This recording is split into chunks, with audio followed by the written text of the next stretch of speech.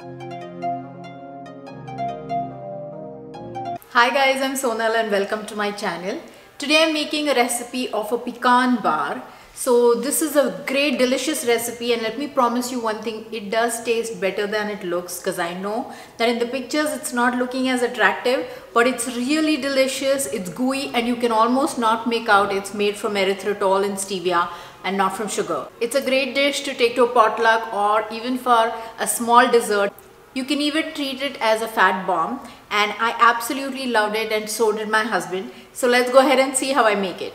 So here I've taken 1/4 cup of flaxseed flour, 1/4 cup of almond flour and 1/4 cup of coconut flour. So all of them are going to be taken in equal proportion, and I'm adding some erythritol. You can add more. I've added half a teaspoon, and I'm breaking all the lumps and mixing it well.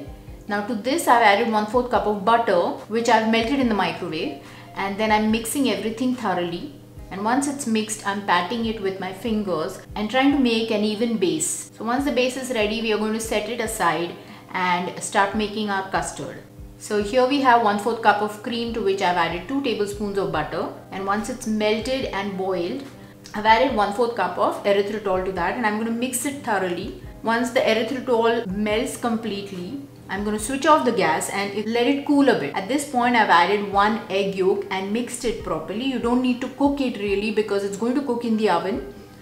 So I've set that aside now, and I'm going to chop some pecans and some chocolate. So I've taken 1/3 cup of pecans here, and I've taken 50 grams of chocolate. I have spread all the chocolate on the base. I'm spreading my nuts. You can use any nuts that you like. You can use walnuts if you like. I'm going to put all my custard on top of that. Sprinkle some coconut on it. And at this point I felt like my custard was too yellow and I needed a white creamy layer. So what I did is I heated 1/4 cup of cream and some erythritol. So a little less than 1/4 cup, and I mixed a yolk in that, and I like the white color that has, and it's also going to set much like the previous layer. So I'm going to put this layer on top of that and even it out a little bit, and we are going to put it in the oven at 180 degrees centigrade or 350 degrees Fahrenheit for about 20 minutes. And you can see it's set now, and at this point I'm going to sprinkle some of the chocolate that I had held back, and I'm going to cover it and let the chocolate melt. If you want, you can even put it back in the oven for another couple of minutes or so. Now the chocolate has melted and it looks great. I'm going to put it in the fridge, and after a few hours, depending on how patient you are, I got it out in 4 hours, and the butter at the bottom has solidified. So to get it loose and be able to cut, I have taken a pot of hot water and I have set my pan in that for about 2 to 3 minutes, and now you can see that I'm able to cut it well, and I've cut squares out of it, and they look delicious. And trust me, once I ate them, they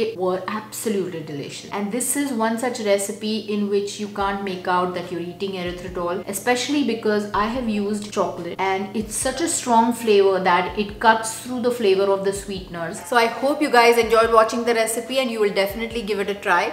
If you do, please let me know in the comment section right under the video. And also, if you like the video, please click the like button, subscribe to my channel if you haven't already, and there's a notification bell you can click to be notified every time that I add a new recipe. I also started another channel, and I'm sharing the link to that one. It's a Marathi channel. If you follow Marathi, don't forget to check that out. The link is in the description or on the screen.